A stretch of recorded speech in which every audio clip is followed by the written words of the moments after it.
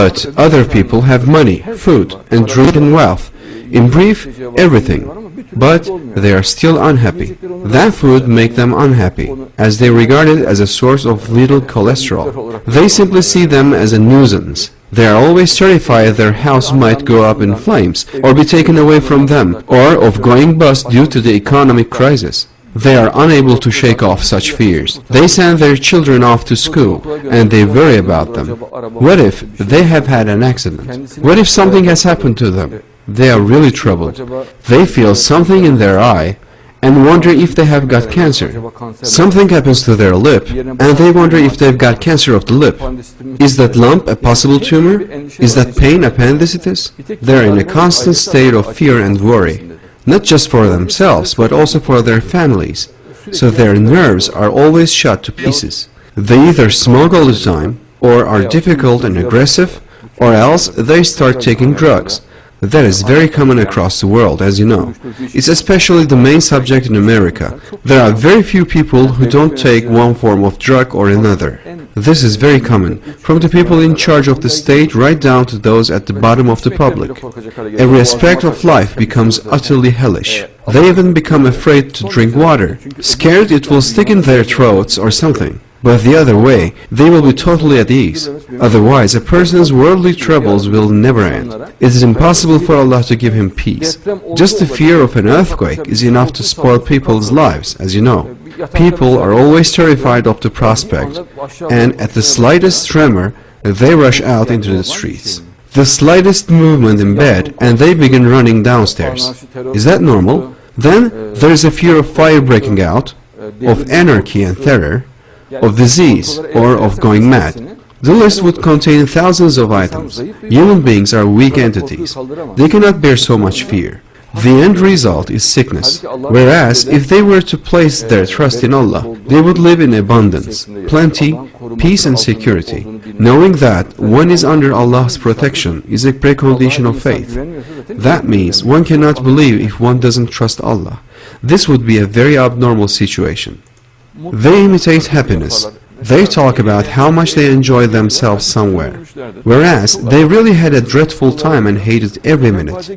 They go to discos, for instance, and jump around like apes, but their sadness and unhappiness just jumps around with them, because the sorrow is in their brains.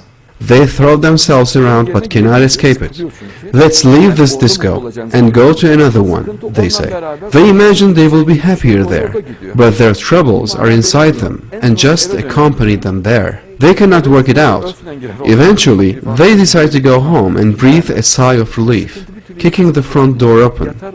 Their troubled state of mind never leaves them.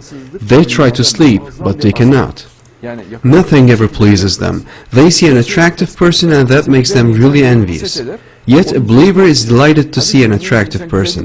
He gives thanks to Allah. He wants that person to be even better, even more attractive. Those other people see someone rich and it really upsets them.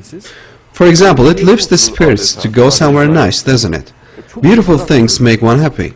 We see the artistry and manifestations of Allah. That delights us. But this is not the case with these negative types, with negative people. Everything torments them.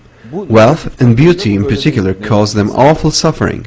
For example, if a girl is irreligious and hypocritical, it will make her unhappy to see a pretty girl, or an ugly one, or an ordinary one. That will make her unhappy right through the day. This also applies to men. For example, if they see someone flashier than them, it makes them very miserable. That's why they're always trying to get the better of one another, and that lies at the heart of their immorality. They say things designed to put one another down and to cunningly get one over on each other. The result is a fight and hatred. That is why I describe these things in such detail in my book, The Religion of Ignorance. People have very cunning ways of getting one over on each other. There are open ways and covert ones that don't make themselves apparent. These secret methods represent 99% of the whole, and the open methods are 1%. These people have turned into machines that just oppress one another. Like Satan, they try to crush other people wherever they see them. Whereas believers strive to make each other happy and at peace when they see one another and are made happy by their beauty or wealth or health, and they want these things to increase even more, and Muslims are truly delighted by this.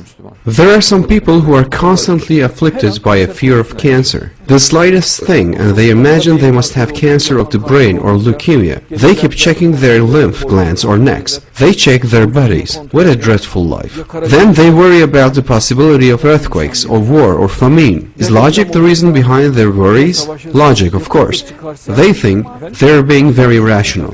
They say they are thinking of the future. They imagine they are very on the ball. But if they are so on the ball, how come they're in such a dreadful state? Why are you suffering so much? Don't they think? They live with the suffering that comes from not placing one's trust in Allah.